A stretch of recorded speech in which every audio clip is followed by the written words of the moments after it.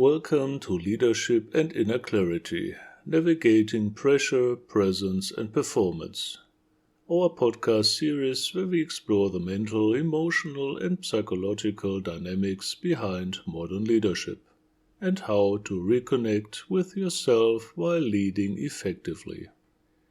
I'm Falko Wiskirchen, leadership coach and naturopath for psychotherapy with over 12 years of experience supporting leaders in their professional and personal challenges. Today's topic is the lonely leader, why power often comes with emotional isolation. There is a particular kind of silence that comes with leadership. It's not the absence of people, and it is not the absence of communication. It's the absence of honest resonance. If you've reached a position of responsibility, influence, or authority, you may recognize this quiet distance. You are surrounded by colleagues, meetings, conversations, decisions, and yet there can be a feeling of standing slightly apart from all of it. Not disconnected in a dramatic way, just alone in a way that's hard to describe. Today I want to talk about loneliness in leadership, not as a weakness, not as a personal flaw, but as a psychological and relational consequence of responsibility and power. Because the higher the position, the fewer spaces there are to be fully human. Many leaders do not use the word loneliness.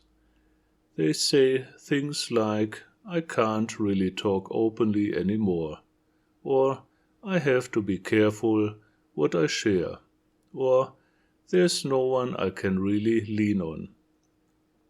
And they are right. As roles change, relationships change. Trust changes. What used to be mutual becomes asymmetric. What used to be spontaneous becomes filtered. What used to be honest becomes strategic. This isn't because people suddenly become dishonest. It's because power changes dynamics, often quietly, often unconsciously. When you hold authority, people look to you differently. They may seek approval. They may avoid conflict. They may tell you what they think you want to hear. And over time this creates an invisible distance. You are still connected, but not mirrored. From a psychological perspective, this lack of mirroring is deeply impactful. Human nervous systems regulate through connection, through being seen, understood, and responded to authentically. When that feedback loop weakens, something inside begins to feel unsupported. Leadership often requires emotional containment. You hold uncertainty, you carry risk, you absorb tension from others.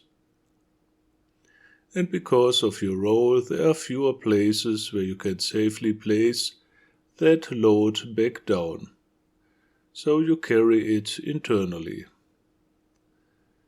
This is how loneliness develops, not through isolation from people, but through isolation from shared emotional reality. Many leaders are careful not to burden others. They don't want to appear uncertain. They don't want to undermine confidence. They don't want to expose vulnerability. And so they edit themselves. And while this editing is often well-intentioned, it comes at a cost. The cost is authenticity. The cost is relief. The cost is being met as a whole person, not just a role. Over time, this can lead to a subtle inner contraction. You may notice that conversations feel flatter, that humor feels more guarded, that depth feels risky, And even outside of work, this pattern often continues. Because when you spend most of your day holding it together, it becomes difficult to fully let go later. Leadership loneliness doesn't end at the office door. It follows you home. Partners may notice that you're present, but not really available. Friends may sense distance, even you're still in contact. Not because you don't care, but because your system has learned to stay contained. Let's pause here for a moment. As you're listening, notice whether any of this resonates, not just intellectually, but internally. You don't need to label it. Just notice. That noticing already brings a small shift. One of the most challenging aspects of leadership loneliness is that it's rarely acknowledged. Success often silences compassion. From the outside, a leader looks supported, resourced, privileged. So the inner experience of loneliness can feel illegitimate. Why should I feel lonely? I have everything.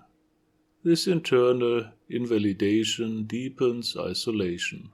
From a therapeutic perspective, loneliness in leadership is often accompanied by a quiet grief.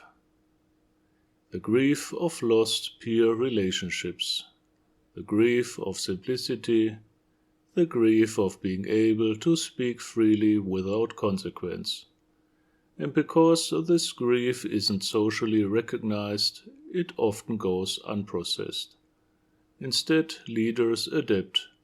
Some adapt by becoming more self-reliant, others by becoming more controlling, and others by emotionally withdrawing. All of these are understandable strategies, but they come with consequences. Loneliness affects clarity. When you have no place to reflect openly, thoughts stay circular, doubts amplify, decisions feel heavier. Loneliness also affects empathy, not because leaders stop caring, but because emotional bandwidth narrows when there is no replenishment. And over time, this can subtly change leadership style. Leadership becomes more transactional, less relational, more efficient, and less human. This isn't a moral failure. It's a nervous system response to prolonged emotional isolation. The system learns, I have to hold this alone. And holding things alone is exhausting. Another important piece is trust. As leaders move higher, trust often becomes role-based rather than relational. People trust the position, the authority, the competence. But relational trust, the kind that allows vulnerability, becomes rare. This is why many leaders say, I'm trusted, but I'm not known. And being unknown is deeply lonely. From a leadership coaching perspective, one of the most healing shifts is creating spaces where the role can soften, where responsibility can be spoken, not just carried, where uncertainty can be named, not hidden. This doesn't mean oversharing at work, and it doesn't mean blurring boundaries. It means recognizing that leadership without resonance is unsustainable. No nervous system is designed to lead in isolation. Let's pause again. Take a slow breath. Notice where you feel this topic in your body. There's no need to do anything with it. Just notice. Loneliness in leadership is not solved by more people, or more networking, or more visibility. It's addressed through depth, through a few spaces where honesty is safe, where reflection is mutual, where you're not performing leadership but experiencing yourself.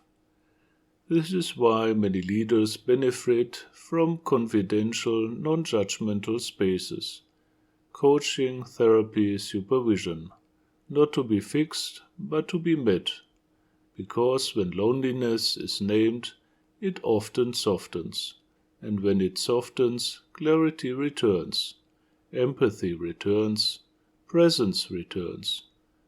And before we close, I want to speak directly to you if leadership has felt lonely lately. If you've noticed that you are carrying more than you share, that you are strong but quietly tired of being strong alone, you are not failing, you are responding to a role that asks a lot and gives little emotional reflection in return.